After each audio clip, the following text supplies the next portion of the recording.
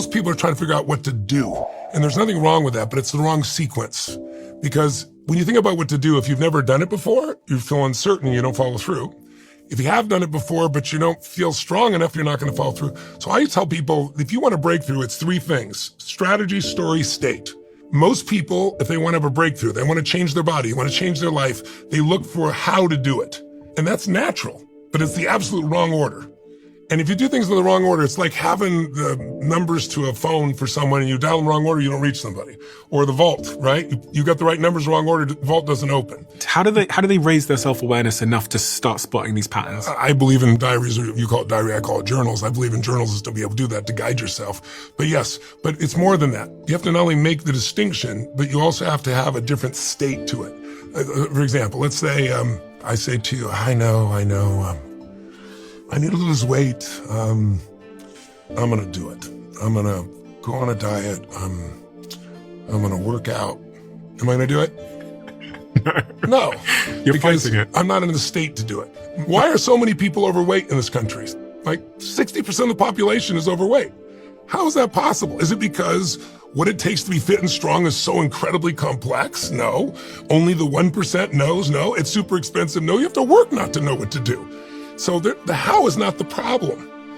So I say strategy, story, state. That's how you have a breakthrough. Yes, I'm a strategist. The right strategy can save you 10 years. I love that. It's fun. But if I start with a strategy, you'll listen and go, yeah, that's cool, and you won't do it. The real problem is the story you have. The story you have is, I've tried everything. The story you have, nothing works. The story has, all the good ones are gone, and the story is the belief you've told yourself over and over, because belief is the invisible force that controls everything in your life. And when you have a belief that you've honed because you're fearful and you've never done this before, then I can show you exactly how to do it, and you'll say it doesn't work, I've tried that. Yeah, how many times, how hard, how many minutes, right? But what's behind the story is your state, your mental, emotional state. If I said to you, I am gonna lose 12 pounds in the next 6 weeks, there is non-negotiable. Here's what I'm gonna do, this and this and this and this. Do you think I'm gonna do it? Yes. You bet your ass I'm gonna do it, right? You can feel the state. Yeah. So people are usually trying to figure out how to do something, and they got a story about it, when what they need first is the state. When you go in the right state, haven't you had this happen where you get in a flow and something comes through, you're hitting a tennis ball, or you're doing, or you're speaking, and at the end of it, you're like, that was pretty awesome. I did that. How'd I do it? I don't know. That shit just flowed. That was pretty awesome, right? You're in a peak state. I put people in a peak state while they're doing the things we're talking about. So what can anyone listening at home do before the big meeting, the big moment in their life, or really like on a daily basis to configure our state? And the secret, though, is I don't negotiate with myself. I go in the cold plunge for both the health purposes, because it floods your body, right, completely. The real value is the mental discipline of, I don't go, okay, I'm ready. And I don't get in when we just lie in here. I dunk under, I jump in, not when it goes above my head. I go under the water, I dive into it, right? And I don't stand there. I don't stand there and go, oh, I feel cold right now, or wait a minute. Or like, I've trained my brain. When I say go, we go. And I've done that for decades.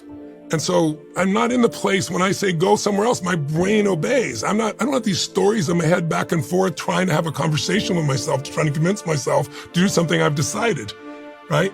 So decision point is everything. So I've trained myself to do it, but also it produces a massive change. It is not comfortable.